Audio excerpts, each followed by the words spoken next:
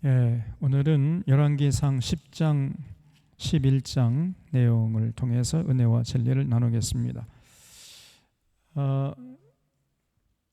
솔로몬이 이제 하나님 앞에 나가서 내가 참 연약한 존재고 나이가 어린데 이렇게 큰 이스라엘 백성들을 다스리게 되었사오니 하나님 저에게 지혜를 주십시오.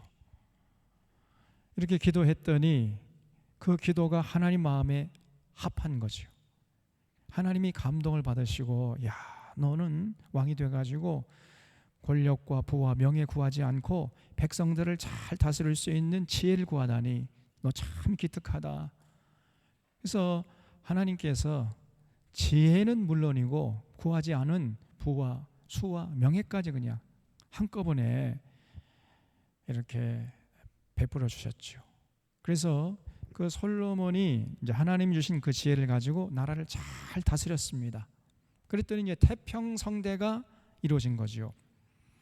지도자 한 사람에 따라서 나라가 완전히 엉망진창이 될 수도 있고요, 태평성대를 누릴 수가 있는 겁니다.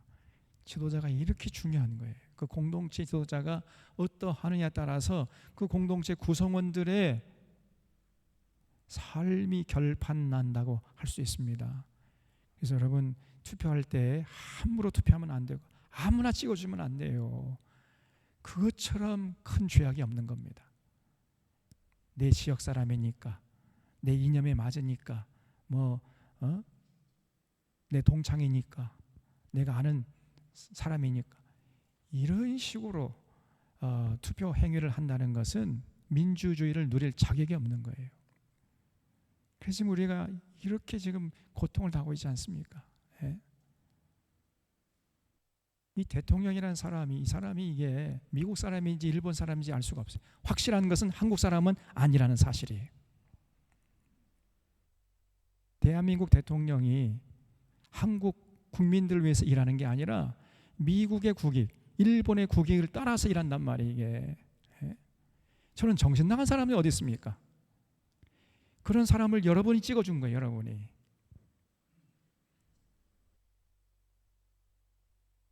여러분 안 찍었지만 찍은 사람이 있으니까 대통령 당선했을 거 아니에요.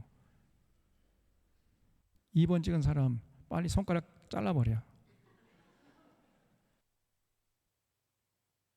아직도 정신 못 차리고 저를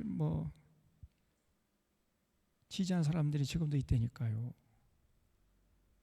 정신 나간 사람이죠. 어쨌든 이제 솔로몬이 이제 하나님 주신 지혜를 가지고 나를 잘 다스리니까 태평성대를 이루었는데, 그러니까 이제 솔로몬의 명성이 전 세계로 퍼져나간 겁니다. 그래서 여기 10장 1절에 보면 스바의 여왕이 여호와의 이름으로 말미암은 솔로몬의 명성을 듣고 와서, 그걸 줄여주십시오. 솔로몬의 명성은 전적으로 여호와의 이름으로 말미암은 것입니다. 솔로몬이 지가 잘나서 그런 게 아니에요.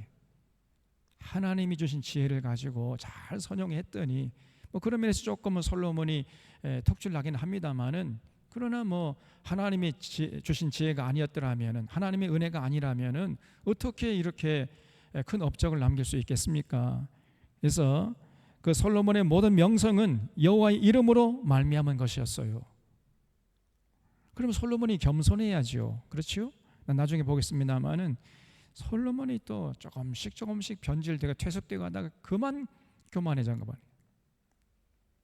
이게 참 사람이 이 문제예요. 이게 조금 잘 나가고 조금 사람들에게 인기를 얻으면요 금방 교만해진다니까. 이 사람이 이게 문제입니다. 어쨌든 이 스바 여왕이라는 사람이 솔로몬의 명성을 듣고 예루살렘까지 찾아왔다는 거예요. 근데 여러분, 이 스바라는 곳이 어디냐면은 스바는 여기 보면 중동의 남쪽 끝인 예멘 지역으로 봐요. 학자마다 설이 분분합니다만은 예수님의 말씀에 따르면은 예멘 지역이라고 봐야 됩니다. 예수님께서 마태복음 12장 42절에서 남방 끝에 있는 그 여왕이 솔로몬을 찾아오지 않았느냐? 지금 열왕기상 10장의 내용을 예수님이 알고 계셨어요. 마태복음 12장 40절 한번 찾아보세요.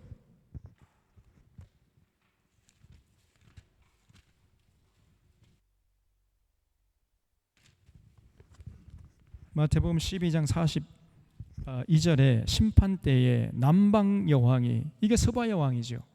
남방 여왕이 일어나 이 세대 사람을 정죄하리니 이는 그가 솔로몬의 지혜로운 말을 들으려고 땅 끝에서 왔음이거니와 솔로몬보다 더 큰 이가 여기 있느니라 그랬죠. 그러니까 예수님은 솔로몬보다 비교할 수 없을 정도로 높으신 분이죠. 귀하신 분이고.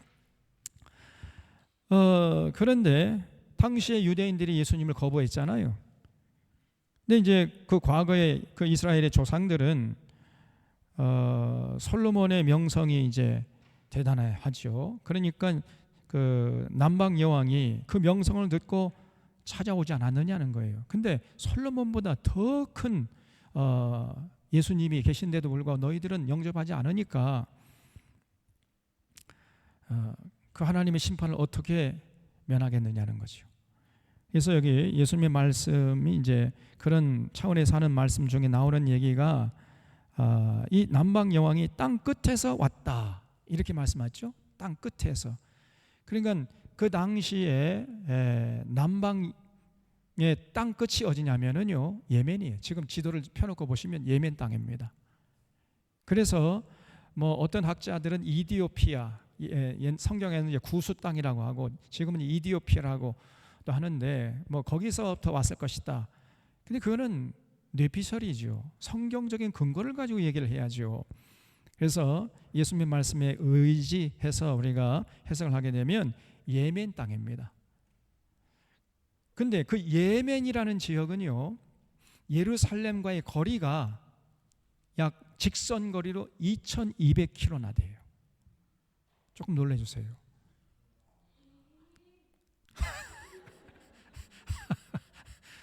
이제 좀 소통이 됩니다. 2200km. 그 옛날에 그때 무슨 뭐 버스가 있었습니까? 택시가 있었습니까? 비행기가 있었습니까? 전부 뭐 걸어가거나 아니면 말을 타고 가거나 뭐 그럴 시절이었는데, 낙타 타고 가거나, 그 2200km 먼 거리에서 예루살렘까지 찾아왔다는 것은 대단한 것이고, 그만큼 솔로몬의 명성이 전 세계로 퍼져나갔던 거예요. 그래서 이 스바 여왕이 이제 예루살렘에 찾아온 목적이 뭐냐면요, 솔로몬의 지혜가 대단하다고 하는데 얼마나 대단한지 한번 시험해 보자, 이렇게 찾아왔다는 거예요. 그래서 솔로몬에게 여러 가지 뭐 이것저것 다 물어봤는데 솔로몬이 대답하지 못하는 게 하나도 없었다는 겁니다. 그래서 여기 3절에 솔로몬이 그가 묻는 말에 다 대답했으니 왕이 알지 못해 대답하지 못한 것이 하나도 없는 거예요. 그러니까 이 스바 여왕이요, 감탄을 했습니다.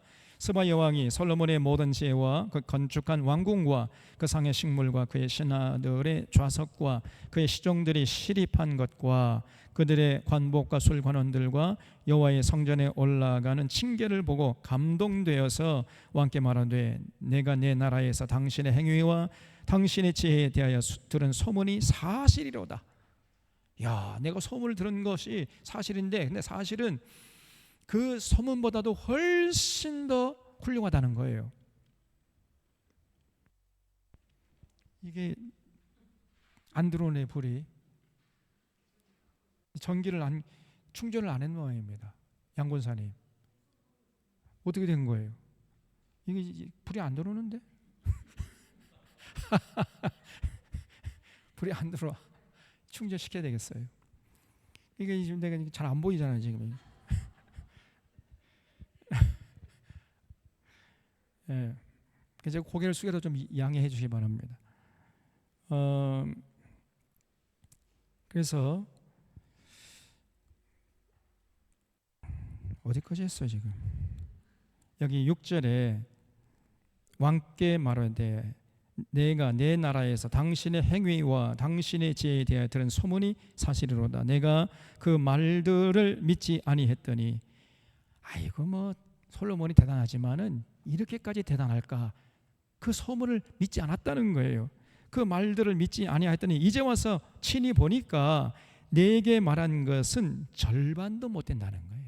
소문이 사실에 비하면 절반도 되지 않는 것이라는 겁니다. 그 정도 솔로몬이 대단했다는 거죠. 절반도 못 되니 당신의 지혜와 복이 내가 들은 소문보다 더하도다. 복되도다 당신의 사람들이요, 복되도다 당신의 이 신하들이요. 항상 당신 앞에 서서 당신의 지혜를 들음이로다 그랬죠. 야, 여러분, 그렇게 지혜로운 솔로몬 앞에서 날마다 솔로몬의 지혜로운 그 말씀을 듣는 당시의 신하들이 얼마나 참 복된 사람들입니다. 그래서 이 스바야 왕이 아주 탄복에 탄복을 금치 않았습니다.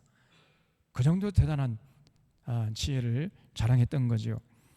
그래서 당신의 하나님 여호와를 송축할지로다. 여호와께서 당신을 기뻐하사 이스라엘의 왕 위에 올리셨고 여호와께서 영원히 이스라엘을 사랑하심으로 당신을 세워 왕으로 삼아 정의와 공의를 행하게 하셨도다.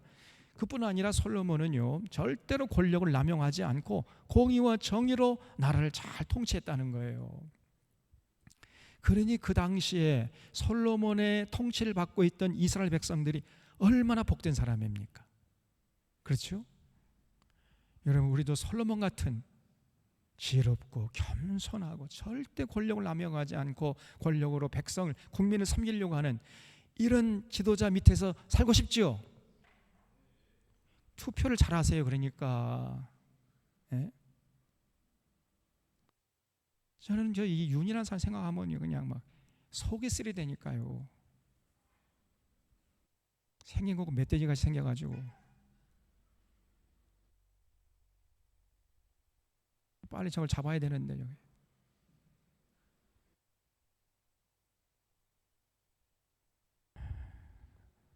후쿠시마 그 오염수가 이제 결국은요 찬성하는 거예요. 찬성을.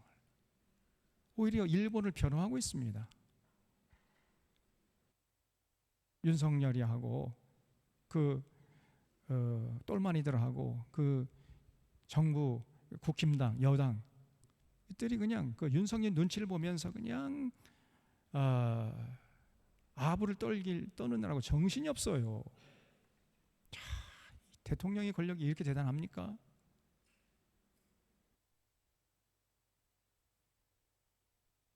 이 국민의힘 사람들 제가 보니까요, 완전히 이 사람들은 진짜 이 간신배들이에요. 예. 맞다고 이제 전화가 왔네.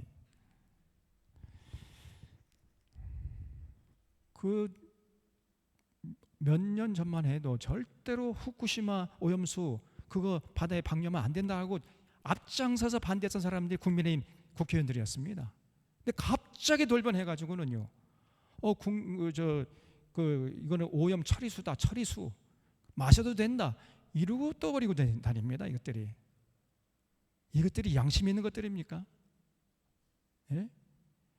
국민들은 죽더니 살더니 자기만이 다시 이 국회의원 재선되면 이런 사람들이 이 지도자 자격이 있는 거예요? 완전히 간신배들이 것들이.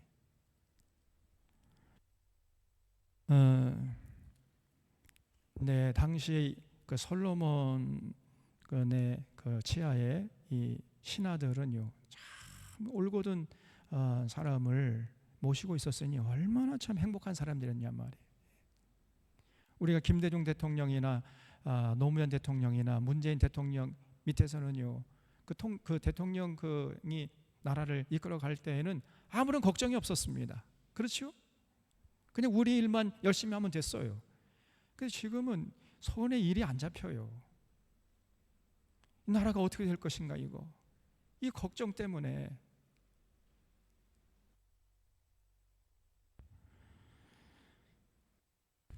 그래서 참 이 솔로몬 당시 신하들이 복되다 하는 이 스바야 왕의 말이 좀 느낌이 오잖아요.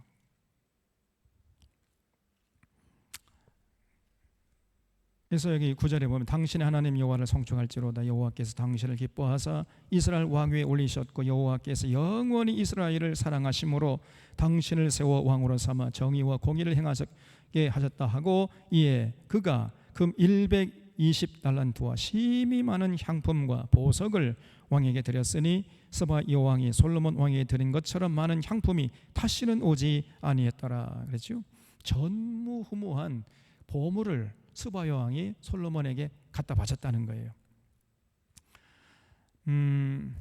그래서 이제 이 솔로몬이 참 굉장한 부귀영화를 누리면서 태평성대를 누렸지만은 그러면서 조금씩 솔로몬이요 변질돼 가요. 자, 이게 안타까운 모습입니다. 그래서 꼭 여러분 제가 늘 말씀드리잖아요. 뭔가 계획대로 잘 나갈 때가 그때가 사실은 위기라고.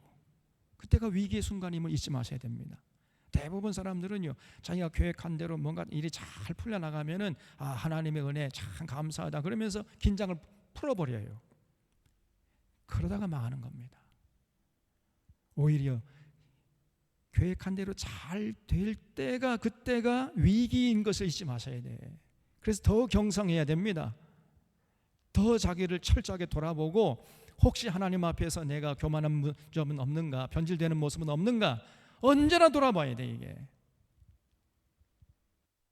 그런 사람이 진짜 지혜로운 사람이에요. 모든 영광을 하나님께 올려드리고 나는 아무것도 아닙니다. 나의 모든 것은 하나님의 은혜입니다. 이 모습을 절대로 잊지 말아야 됩니다. 근데 솔로몬은 이제 세 가지 실수를 하게 돼요. 신명기 17장 16절 20절에서 하나님께서 이제 왕이 된 사람에게는 반드시 하지 말아야 할 것이 있고 해야 할 것이 있다고 말씀해 준 적이 있어요. 기억나시죠? 세 가지가 뭐예요? 첫 번째, 은금을 많이 쌓아두지 말아라. 여러분, 은금을 많이, 저 은행에 적립된 돈이 많잖아요. 그러면 그 사람은 이제 하나님을 의지하기보다 돈을 의지하는 거예요. 그러다가 망하는 겁니다. 그래서 은금을 절대로 많이 쌓아두지 말아라. 두 번째 뭐예요? 세 번째고 두 번째는 말을 많이 구하려고 애굽으로 신하 보내가지고 말을 많이 구해가지고 마병을 많이 양성하지 말아라. 그렇게 말씀했지요. 군대를 많이 양성해 놓으면요 하나님 의지하기보다는 군대를 더 의지하잖아요. 그러다가 망하는 겁니다. 그다음에 세 번째는 뭐예요? 아내를 많이 두지 말아라. 아내를 많이 두면요 그 지혜가 다 사라져 버리는 거예요. 그냥 여인의 그 아내의 치마폭에 그냥 쌓여가지고 이게 똥인지 된장인지 구별도 못하고 앉아있게 되는 겁니다. 그래서 절대 왕이 된 사람은 이 세 가지를 조심하라. 돈, 은금, 그 다음에 외부의 군사의 힘, 그리고 여인을 가까이 하지 말아라. 아내를 많이 두지 말아라. 여인을 가까이 하지 말, 아내를 많이 두지 말라는 거예요. 한두 명 정도 뭐 왕이니까 두는 건 괜찮지만은 이 솔로몬은요 아내가 몇 명이었다고요? 무려 1000명이었습니다. 좀 놀래주세요. 1000명이라니까. 여러분 아내 몇 명이요? 솔로몬은 1000명이야. 1000명. 근데 이게 전부 다 그 주변에 열방들의 공주들입니다. 공주들 주변의 이웃 나라들 공주들 전부 다 데려다가 자기 아내 삼은 거예요. 왜 그랬을까요? 정략 결혼이죠. 사랑해서 결혼한 게 아니고 그 이웃 나라의 공주를 데려와서 이제 자기 아내 삼으면 이웃 나라와 사돈 관계 되잖아요. 그러면 이웃 나라가 이제 쳐들어오지 않겠지. 이걸 기대하고 공주를 사랑해서 데려온 게 아니라 바로 그런 정치적인 목적으로 데려와 가지고 아내 삼다 보니까 무려 1000명이나 돼. 1000명. 그러니까 이 1000명의 여인들이 몸만 오면 좋겠는데 몸만 오지를 않고 자기가 섬기는 우상까지 같이 왔어요. 그래가지고 뭐 여기 예루살렘에서 자기들이 섬기는 우상을 섬기다 보니까 솔로몬 살아 생전에 전국 방방곡곡에 우상단지들이 다 세워진 거예요. 우상을 섬기는 신전들이 전국 방방곡곡에 우죽순처럼 세워졌던 것입니다. 그래서 만국 우상 박물 회장이 되고 말았어요. 결국은요 하나님의 염려가 현실이 되었고 솔로몬은 날이 갈수록 그 여인의 치마폭에 쌓여가지고 교만해지고 지혜가 사라지고 온갖 백성들을 못 살게 굴다가 결국은 솔로몬이 죽은 후에 나라가 두 쪽으로 갈라져 버린 겁니다. 그래서 신명기 17장 한번 보세요. 17장 16절.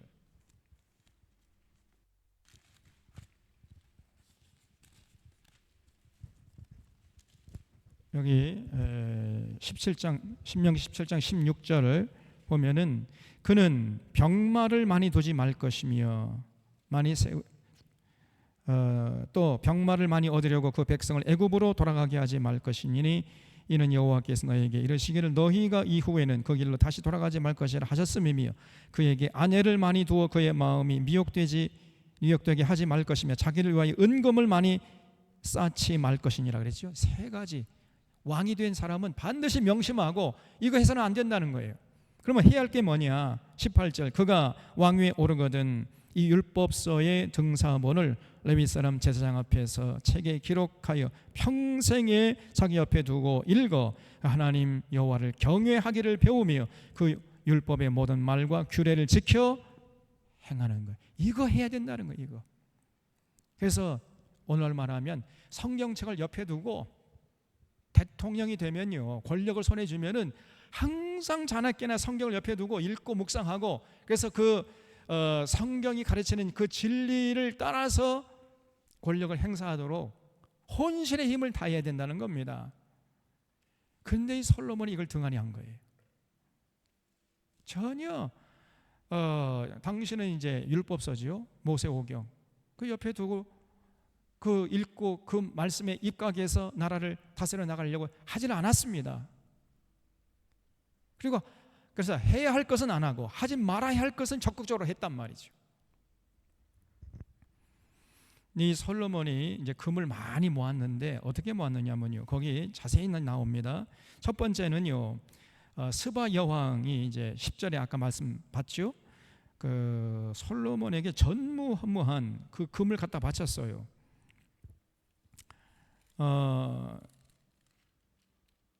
그리고 또 11절에 보면 오빌에서부터 금을 실어왔습니다.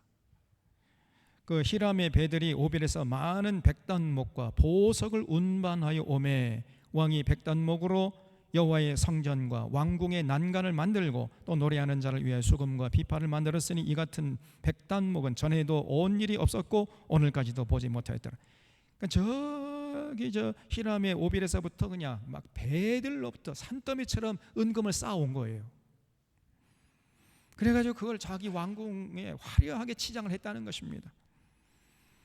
그 다음에 14절 보면 또 세 번째 그 금을 어디서부터 모았냐면요 세금으로 거둬들인 거예요. 세금으로 14절에 솔로몬의 세금의 무게가 금 666달란트 666이에요 666달란트 이거는 대단한 겁니다.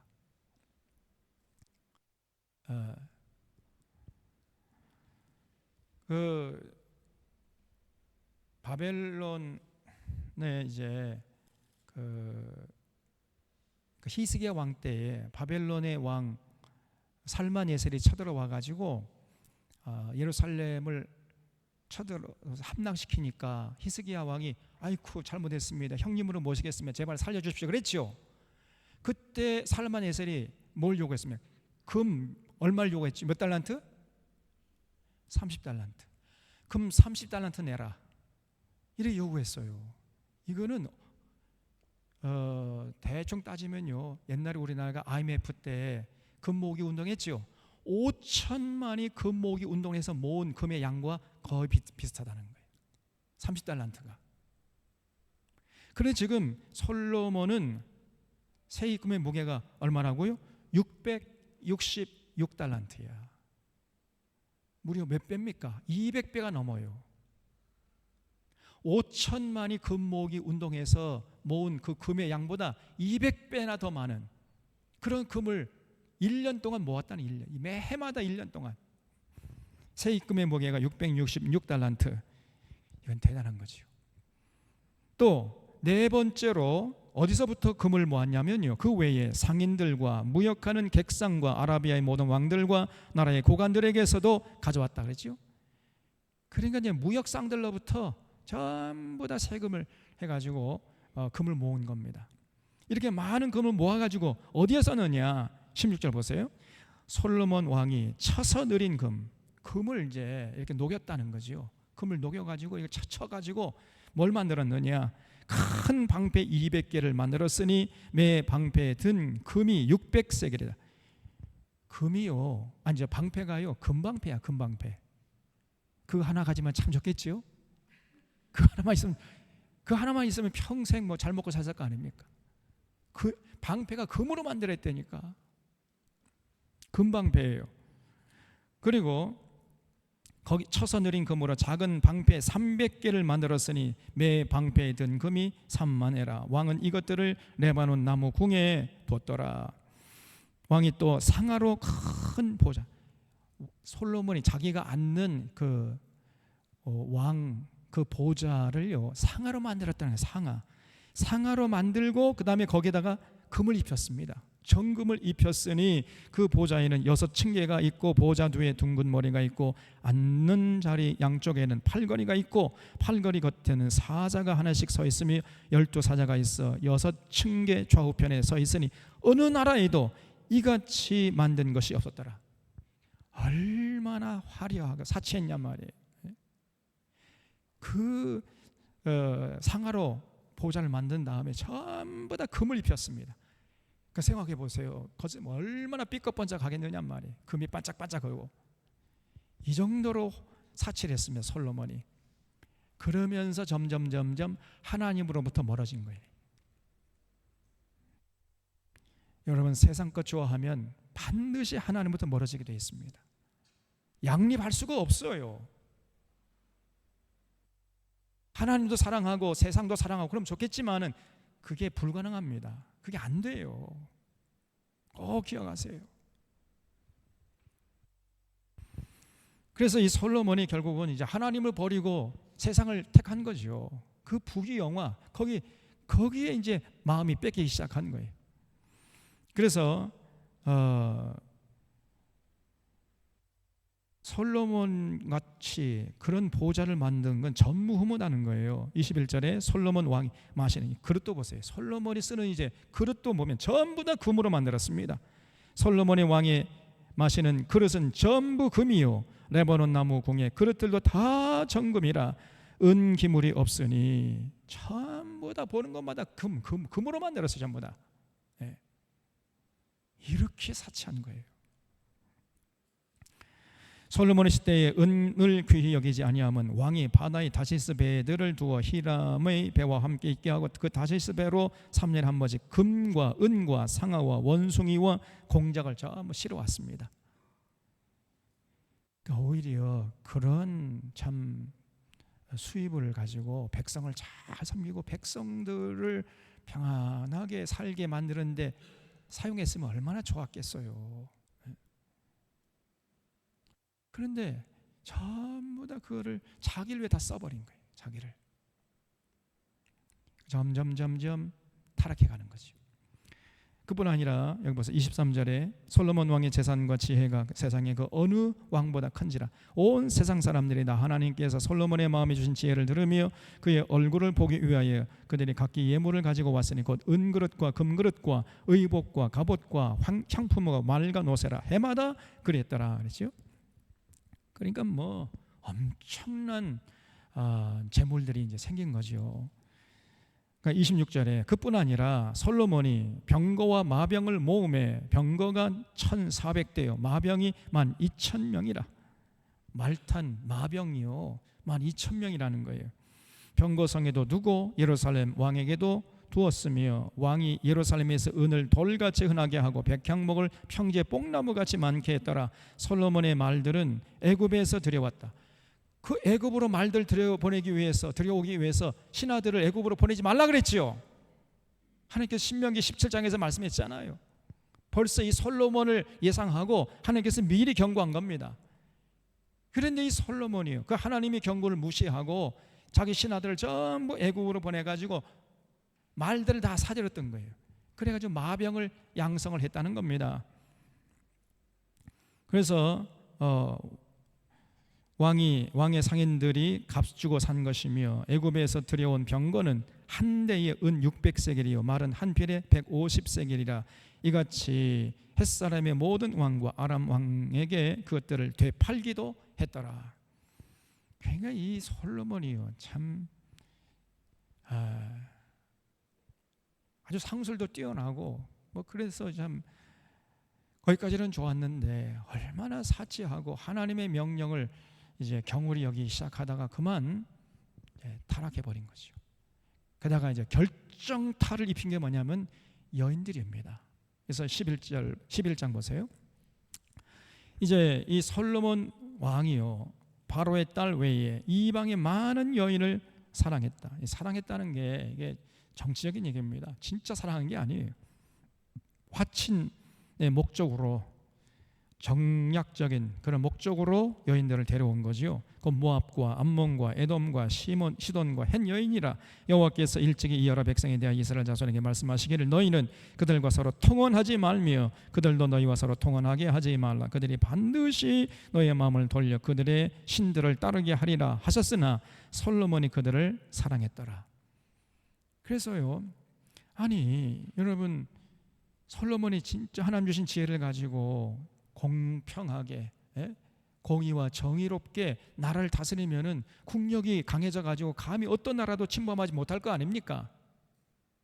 그러면 될 텐데 그런 짓은 할 생각은 안 하고 온갖 사치하면서 그러면 이제 나라가 점점 국력이 약화되니까 안 되겠다 해가지고 화친 정책을 펼친 거예요. 그래서 이웃 나라 공주들 다 데려와 가지고 화친 정책을 펴면서 이제 이웃의 나라들이 공격하지 못하도록 이런 얄팍한 술수를 부린 거예요. 이 솔로몬이란 작자가. 그럼 이제 어떻게 되겠어요? 그 나라가. 그러니까 11장 3절에 보세요. 그러다 보니까요, 이 솔로몬 주변에 여인들로 그냥 드글드글한 거예요. 드글드글.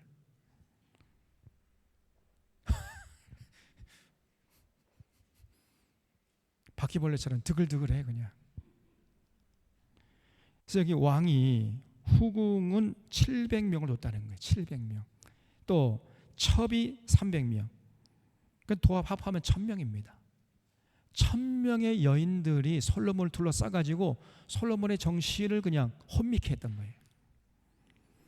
그래서 그 여인들이 왕의 마음을 돌아서게 했더라. 솔로몬의 나이가 많을 때에 그의 여인들이 그 마음을 돌려 다른 신들을 따르게 했으므로 왕의 마음이 그의 아버지 다윗의 마음과 같이 아니하여 그 하나님 여호와 앞에서 온전하지 못했으니 이는 시돈 사람의 여신 아스다로스를 따르고 암몬 사람이 가증한 밀곰을 따름이라. 솔로몬이 여호와의 눈앞에서 악을 행하여 아버지 다윗이 여호와를 온전히 따름같이 따르지 아니하고 모압에 가증한 그 모습을 위하여 예루살렘 앞 산에 산당을 지었고 암몬 자손에 가증한 몰록 위하여 그와 같이 했으며 그가 또 그의 이방 여인들을 위하여 다 그와 같이 했다는 거예요. 솔로몬이 우상 섬기는데 앞장섰다는 겁니다. 솔로몬의 여인들이 솔로몬에게 찾아와 애교를 부려요.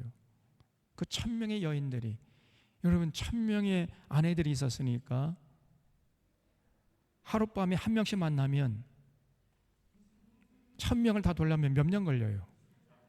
3년 걸려요.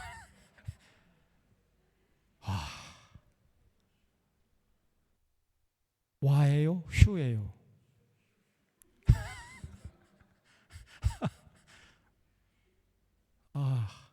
그 3년 후에 또 이제 보면은 네가 누구냐?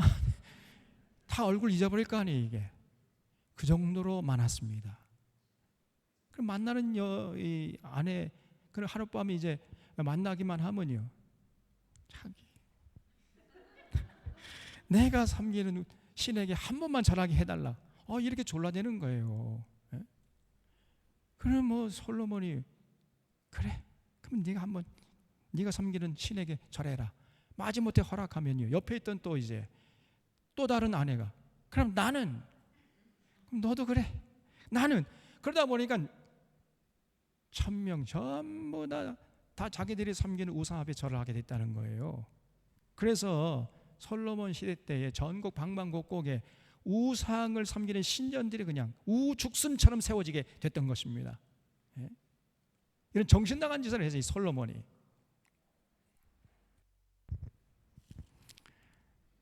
결국은 하나님 앞에서 솔로몬이 악을 행했다는 거죠. 다윗처럼 온전치 못했습니다. 그러니까 9절에 솔로몬이 마음을 돌려 이스라엘의 하나님 여호와를 떠남으로 여호와께서 그에게 진노하신 거예요. 이제 여호와께서 일찍이 2번씩이나 그에게 나타나시고, 그렇죠?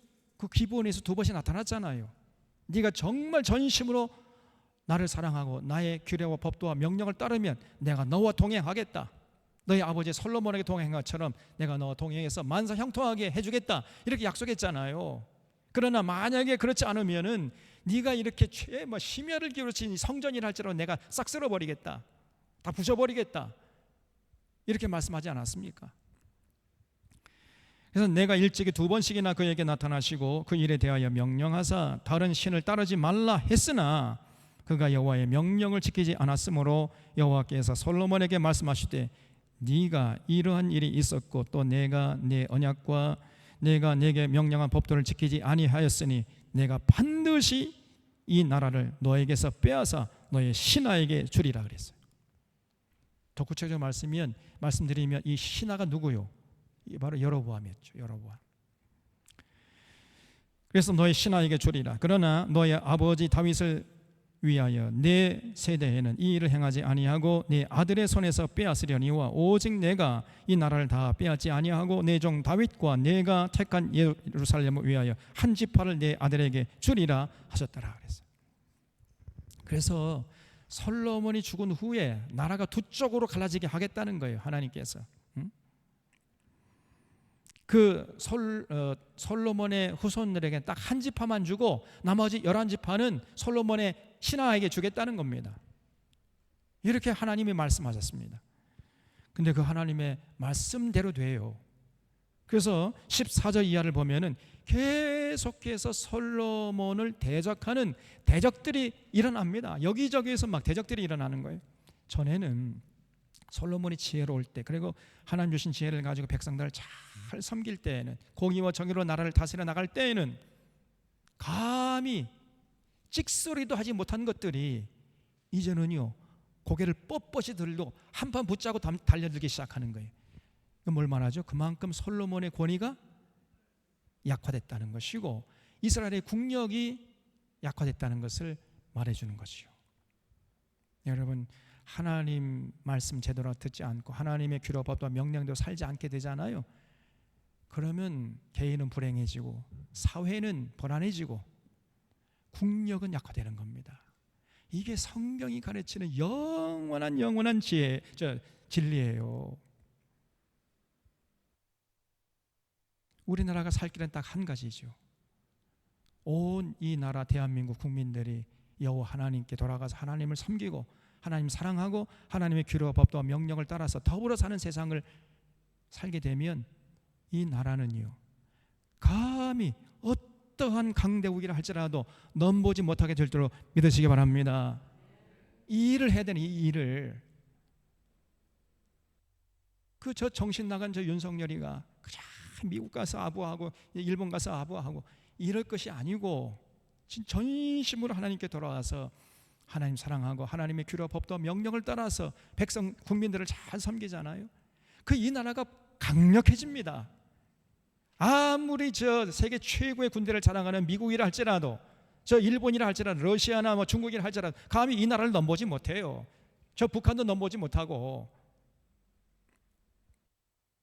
그래서 이 나라가 살 길은 하나님께 돌아가는 이 길 외에 다른 길이 없는데 그걸 하지 않는 거예요. 정신 나간 놈이 엉터리짓만 하고 있습니다.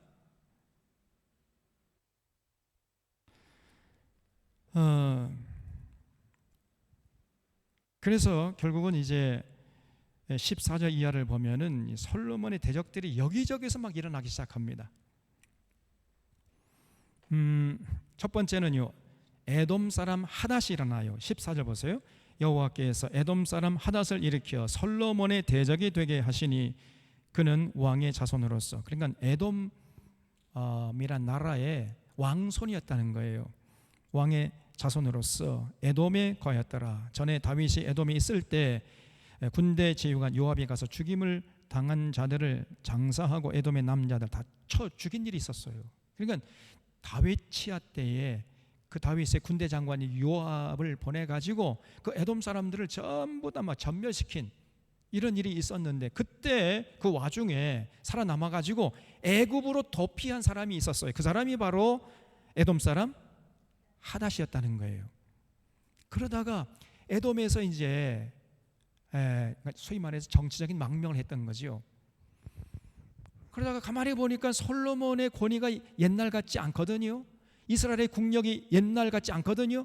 그러니까 아이고 때는 이때다 해가지고 애굽 왕에게 나가서 폐하 아리옥교 항송하오나 제가 에돔 고국으로 돌아가서 에돔의 이 독립을 위해서 싸우겠습니다 해가지고 이 에돔 사람 하닷이 돌아왔다는 거예요. 그래가지고 솔로몬을 그렇게 괴롭혔습니다. 그것이 14절부터 22절까지예요.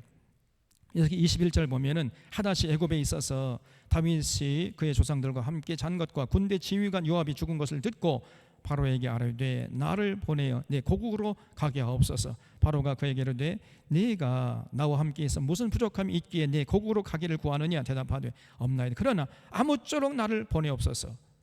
그래가지고 솔로몬 시대 때에 이 에돔 사람 하닷이 돌아와가지고 솔로몬에게 반기를 든 거예요. 두 번째 사람은 누구냐면 23절에 하나님이 또 엘리야다의 아들 르손이라는 사람을 일으켰습니다. 이 엘리야다의 르손이 솔로몬을 굉장히 괴롭혔어요. 이 사람은 그 주인 소바왕 하닷에셀에게서 도망친 사람이었는데 24절 보면 다윗이 소바 사람을 죽일 때 르손이 사람들을 자기에게 모으고 그 무리의 괴수가 되어서 다메섹으로 가서 살다가 거기서 왕이 된 사람인데, 이 사람이 이제 솔로몬의 시대 때에 일평생에 하닷이 끼친 환난 외에 르손이 수리아 왕이 되어 이스라엘 대적하고 미워했다는 거예요. 그래서 에돔 사람 하닷뿐 아니라 엘리야다의 아들 르손이 또 솔로몬에게 반기를 들었고, 세 번째 사람은 누구냐면요, 그 유명한 느밧의 아들 여로보암이 이제 등장하는 거죠. 그래서 26절에 솔로몬의 신하 느밧의 아들 여로보암이 또한 손을 들어 왕을 대적했어요. 이제 솔로몬이 만만해 보이는 거죠. 그 정도로 솔로몬의 권위가 날이 갈수록 추락하는 거예요. 그럴 수밖에 없는 거지요. 하나님 제대로 섬기지 않고 그 권력을 제대로 행사하지 않고 남용해버리니까 지금 국민들의 원성은 하늘을 찌르고 있습니다. 그러니까 솔로몬이 이제 만만하게 보이는 거죠. 그래서 이 느밧의 아들 여로보암이 사실은 그 솔로몬이 총애해야 하는 신하였어요. 여기 26절 하반절에 보면 그는 에브라임 족속인 스레다 사람이요 그의 어머니 이름은 수루아인이 과부더라. 그가 손을 들어 왕을 대적하는 까닭은 이러하니라. 솔로몬이 밀로를 건축하고 그의 아버지 다윗의 성읍이 무너진 것을 수축했는데 이 사람 여로보암은 큰 용사라 그랬죠. 그러니까 아주 장사였다는 거예요. 그래서 솔로몬이 이 청년의 부지런함을 보고 세워 요셉 족속의 일을 감독하게 했다. 솔로몬이 권력의 중심부에 이렇게 앉혀가지고 총애를 했다는 거예요. 그러다가 이제 어느 날 그즈음에 여로보암이 예루살렘에서 나갈 때 실로 사람 선지자 아히야가 길에서 그를 만나니 아히야가 새 의복을 입었고 두 사람만 들에 있었더라. 아히야가 자기가 입은 새 옷을 잡아 12조각으로 찢고 여로보암에게 이르되 너는 10조각을 가지라. 이스라엘 하나님 여호와의 말씀이 내가 이 나라를 솔로몬의 손에서 찢어 빼앗아 10지파를 내게 주고 오직 내 종 다윗을 위하고 이스라엘 모든 지파 중에서 택한 성읍 예루살렘을 위하여 한 지파를 솔로몬에게 주리라. 하나님께서 솔로몬에게 말씀하신 그대로 아히야가 지금 여로보암에게 얘기하는 거예요. 그래서 솔로몬에게서 10지파를 뺏어가지고 너한테 줄 것이다. 이렇게 지금 은밀하게 실로 사람 선지자 아히야가 접근해가지고 여로보암을 부추겼던 겁니다. 그래서 33절에 이는 그들이 왜 그러냐면요, 솔로몬과 그 떨거지들이 나를 버리고 시돈 사람이 여신 아스다롯과 모압의 신 그모스와 암몬 사람의 신 밀곰을 경배하여 그의 아버지 다윗의 행함 같이 아니하여 내 길로 행하지 아니하며 나보기에 정직한 일과 내 법도와 내 율례를 행하지 아니했기 때문이라는 거예요. 다시 말해서 하나님 사랑하고 하나님의 규례와 법도와 명령을 따르지 않기 때문에 결국은 내가 솔로몬의 손에서 12지파 중에서 10지파를 빼앗아 가지고 여로보암에게 주겠다 한 그 약속이 그대로 이제 현실이 되기 시작한 겁니다. 그래서 여기 34절에 그러나 내가 택한 종 다윗이 내 명령과 내 법도를 지켰으므로 내가 그를 위하여 솔로몬의 생전에는 그 나라를 온 나라를 그의 손에서 빼앗지 아니하고 주관하게 하려니와 내가 그의 아들의 손에서 나라를 빼앗아 10지파를 내게 줄 것이요 그의 아들에게는 내가 한 지파를 주어서 내가 거기에 내 이름을 두고자 하여 택한 성읍 예루살렘에서 내 종 다윗이 항상 내 앞에 등불을 가지고 있게 하리라. 내가 너를 취하리니 너는 내 마음에 원하는 대로 다스려 나라 이스라엘 위에 왕이 되되 네가 만일 내가 명령한 모든 일에 순종하고 내 길로 행하며 내 눈에 합당한 일을 하며 내 종 다윗이 행함같이 내 율례와 명령을 지키면 내가 너와 함께 있어 내가 다윗을 위하여 세운 것 같이 너를 위하여 견고한 집을 세우고 이스라엘을 너에게 주리라. 이렇게 하나님이 실로 사람 아이야를 보내가지고 여로보암에게 말씀을 전하게 했던 거예요. 그러니까 실로 사람 아이야가 사실은 그 시대에 하나님의 보낸 그 하나님의 일꾼이었죠. 그렇죠? 그러니까 그만큼 솔로몬 처음에는 조금 잘했는데 날이 갈수록 솔로몬이 타락해갔고 그리고 이제 솔로몬이 죽을 때쯤 해가지고는요 나라가 엉망진창이 되어버렸어요. 솔로몬이 40년 동안 통치했는데 한 이제 뭐 솔로몬이 중반 넘어서 그때부터는 백성들의 한이 하늘을 찔렀어요. 백성들에게 고의를 빨았거든요. 전국 방방곡곡에 성을 많이 지었습니다. 그때 성읍을 누가 지었겠습니까? 백성들을 전부 다 불러가. 농사 짓기도 지금 빠듯한데 농사 지을 때쯤에 불러대는 거예요. 나라에 이제 징벌을 해가지고 그러면 뭐 임금도 주지 않습니다. 부역시키는 거죠. 그러니까 백성들의 삶은 굉장히 급전직하로 추락해가고 있는데 솔로몬은 날마다 띵까띵까 하면서 그냥 여인의 치마폭에서 나올 줄 모르고 있는 거예요. 그러니까 결국은 솔로몬이 죽자마자 나라가 이제 둘로 쪼개져 버리는 이런 비극적인 역사가 진행이 됐던 것입니다. 그래서 여기 40절 보면은 그런 얘기를 듣고 이제 솔로몬이 그러면 어떻게 돼요? 실로 사람 아이야가 여로보암에게 하나님께서 10지파를 주겠다 이런 소식이 이제 솔로몬 귀에 들어갔을 때 그럼 솔로몬이 취해야 할 행동이 뭡니까? 뭘 어떻게 써야 되는 거예요? 그때 솔로몬의 살 길이 뭐지요? 여러분 항상 우리에게는 두 갈래 길이 있다고 그랬죠. 생명길과 사망길, 복된 길과 저주길이 있어요. 천국길과 지옥길이 있는데 항상 우리는 그 두 갈래 갈래길에서 우리의 인격과 우리의 지혜와 모든 걸 동원해 가지고 생명길, 복된 길, 천국길을 선택해야 되거든요. 이거는 우리 책임이에요. 누가 해주는 게 아닙니다. 우리가 해야 돼. 우리가 선택하고 우리가 책임지는 거예요. 왜? 하나님이 우리를 하나님의 형상으로 창조했기 때문에 선택의 자유를 주셨습니다. 그러므로 하나님이 우리에게 책임을 물을 수 있는 권한이 생긴 거예요. 꼭 잊지 마세요. 내가 선택하고 내가 책임지는 거예요. 18세 이상 되면은요. 18세 이전에는 부모가 책임지지만은 18세 이상이 되면 이제 여러분이 선택하고 여러분이 선택하는 것에 대한 책임을 져셔야 돼. 누구 원망할 수가 없어요. 누가 해줄 수 있는 게 아닙니다. 그래서 항상 우리가 다 살펴가지고 생명길, 복된 길, 천국길, 영생길을 선택해야 되는데 당시에 솔로몬이 선택해야 하는 생명길, 복된 길, 영생길, 천국길이 뭐예요? 어떻게 해야 솔로몬이 영생길을 선택한 결과가 되는 것이겠습니까? 그렇죠. 빨리 회개하고 하나님께 돌아가서 권력을 남용하지 않고 백성들 위해 군림하지 않고 백성들을 잘 섬기고 공의와 정의로 나라를 다스리려고 하는 이런 모습을 회복했으면 그게 바로 생명길이었는데, 그 영생길이고 그 천국길이었는데 이걸 안 해요. 이걸 안 하고 그 대신에 누구를 잡아 죽이려고 그래? 여로보암을 잡아 죽이려고 그래. 저놈의 새끼 가만두면 안 되겠다, 정치가 라이벌이다 해가지고 잡아 죽이려고 그래요.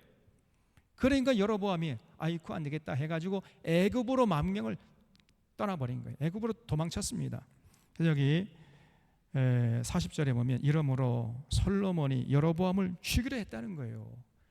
회개할 생각을 안 하고, 그러니까 생명길을 택하지 않고 사망길을 택해버린 거예요, 이 어리석은 자가. 더 이상 솔로몬은 지혜로운 자가 아닙니다.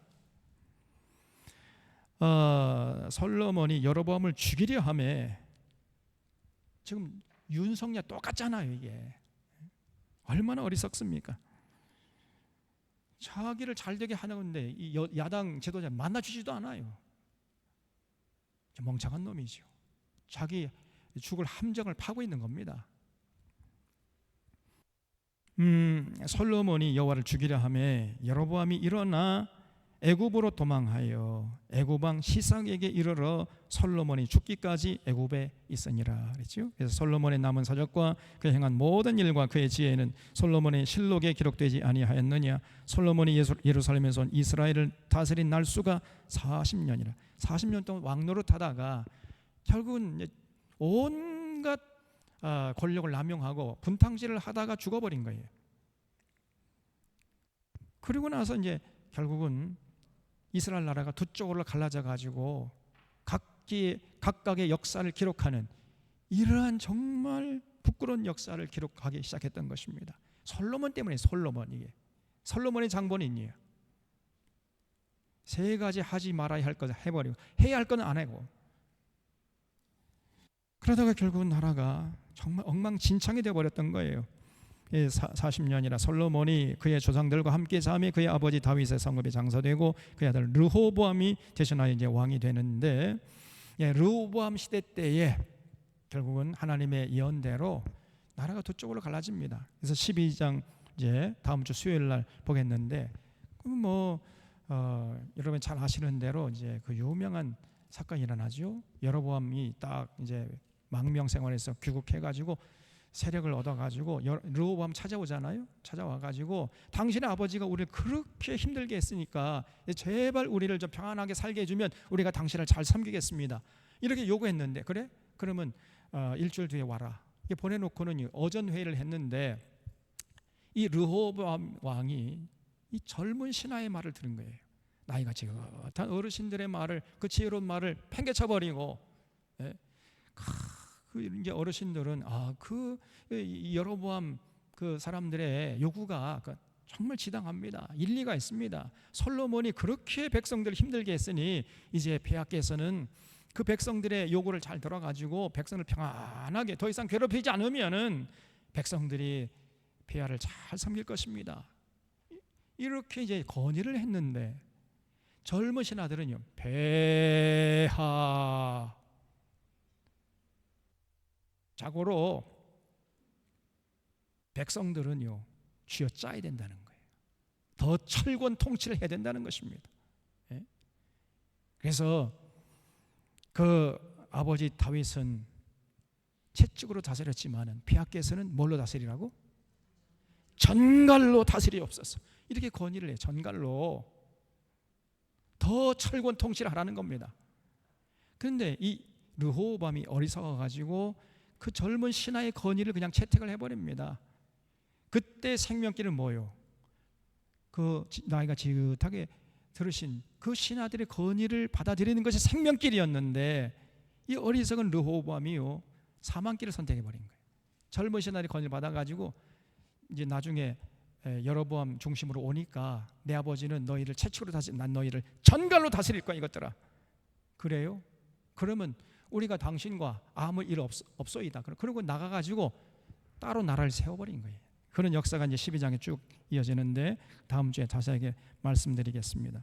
그래서 결국은요 참 비참하게 솔로몬 이후에 역사가 이제 진행되기 시작한 건데, 그래서 우리가 여러분 교훈 얻을 것이 있어요. 요한 1서 2장 15절로 17절 말씀을 보면은 이 세상이나 세상에 있는 것들을 사랑하지 말라 그랬습니다. 만약에 이 세상이나 세상에 있는 것을 사랑하면 그 사람은 절대로 하나님을 사랑할 수가 없습니다. 하나님과 멀어지게 돼 있어요. 누구든지 세상을 사랑하면 하나님의 사랑이 그 안에 있지 않는다. 이 말씀이 진리 중에 진리입니다. 사랑하는 우리 사론의 교우들이 이 말씀을 꼭 기억할 수 있기를 바랍니다. 이는 세상에 있는 것이 육신의 정욕과 안목의 정욕과 이생의 자랑이니 다 아버지께로부터 온 것이에요. 온 것이 아니에요. 전부 세상으로부터 온 것입니다. 그래서 육신의 정욕, 안목의 정욕, 이생의 자랑, 여기에 휘둘린 사람은 자기 인생을 망치기로 작정한 사람이에요. 틀림없습니다. 그래서 이 세상도 그 정욕도 지나가되 오직 하나님의 뜻을 행하는 자는 영원히 거하느니라. 그래서 우리의 모든 관심과 우리의 모든 삶의 열정을 어디에다가 맞추고 불태워야 되느냐? 하나님의 뜻이 뭐냐? 이걸 잘 살펴가지고 그 하나님의 뜻을 행하는데 여기에 전심전력해야 돼요. 다 그러한 진정한 믿음의 사람들이 되어주시기를 주님의 이름으로 부탁드립니다. 육신의 정욕과 안목의 정욕과 이생의 자랑, 여기에 휘둘리면 안 돼. 예. 어떤 사람은 겉으로 삐까뻔쩍 잘 차리고 다니는 이런 게 관심이 많아요. 속은 다 썩어 문드러지는데 좋은 비싼 화려한 옷 이거 입고 다니고 좀 명품백을 들고 다니는데 그 사람만 명품이 아니야. 온몸이 명품으로 다 치장을 했는데 그 사람만 명품이 아니라니까. 천박하기 그지없어요. 그럼 무슨 소용이 있습니까, 여러분? 속사람을 건강하게, 속사람을 아름답게 가꾸는데 여기에 관심을 가져야 되는데 거기는 전혀 관심이 없어. 속에는 다 썩어 문드러지는 시체가 들어있다니까. 예수님께서 이 회칠한 무덤 같은 놈들아, 이 독사의 새끼들아, 이렇게 말씀했잖아요. 그래서 여러분, 세상적인 성공이 인생의 위기임을 잊지 말고 하루하루 성실하게, 정직하게, 충실하게, 건강하게 살면서 거기서 만족할 줄 알아야 돼. 그리고 이제 이 정도면 더 욕심 부리지 말고 어떻게 하면 하나님 뜻을 이루어서 하나님께 영광 돌릴 것인가, 여기에 좀 관심을 가지고 여러분의 시간과 재능과 물질과 모든 여건을 동원해서 헌신하는 이런 참된 믿음의 사람들 되어주시기를 주님의 이름 부탁드립니다. 그런 사람이 진짜 행복한 사람이고 영생으로 이어지는 삶임을 잊지 말고 꼭 실천해서 하나님께 영광 돌리는 귀한 인생 되시기를 바랍니다. 기도하겠습니다.